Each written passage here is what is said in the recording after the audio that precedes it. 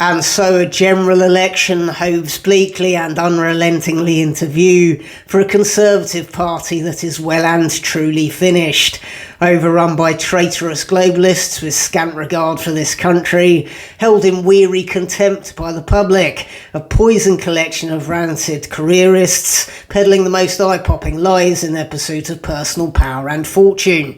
They haven't got a snowball's chance in hell of pulling off a victory.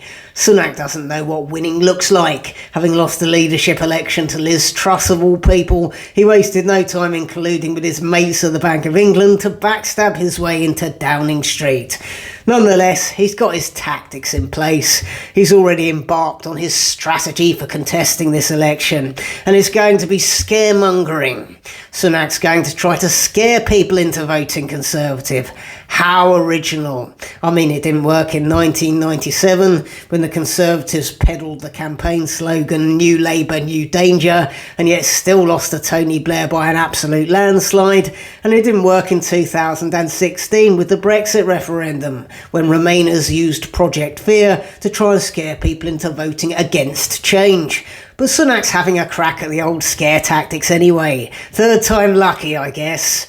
Today he's delivering a speech to persuade us that the next 5 years are going to be some of the most dangerous in the history of the UK, and that he's the right man to keep us all safe. He's going to keep us all safe from Russia and China and artificial intelligence. Apparently he's going to keep us safe from unprecedented mass migration. Although he's not done a great job of that so far, has he? His Rwanda plan isn't exactly what you might call a triumph now, is it? Most of all, he wants to create the impression that we're lurching towards a third world war, without stating explicitly that we're lurching towards a third world war.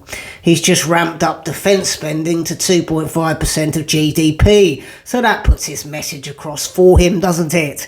And hey, scare tactics definitely worked during COVID, didn't they? When our establishment used spurious statistics to terrify us all into compliance and erode our civil liberties, whilst enriching themselves and their mates with dodgy multi-million pound contracts, all at the expense of the taxpayer.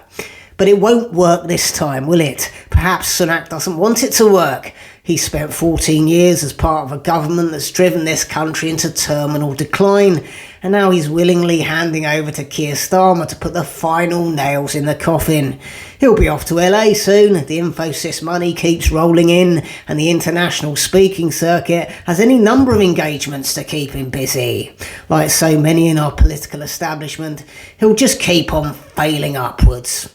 Please do like and subscribe, and support me on Patreon for exclusive content every week. 3 new live stand updates in Southampton. Ticket links beneath this video. Thanks for watching.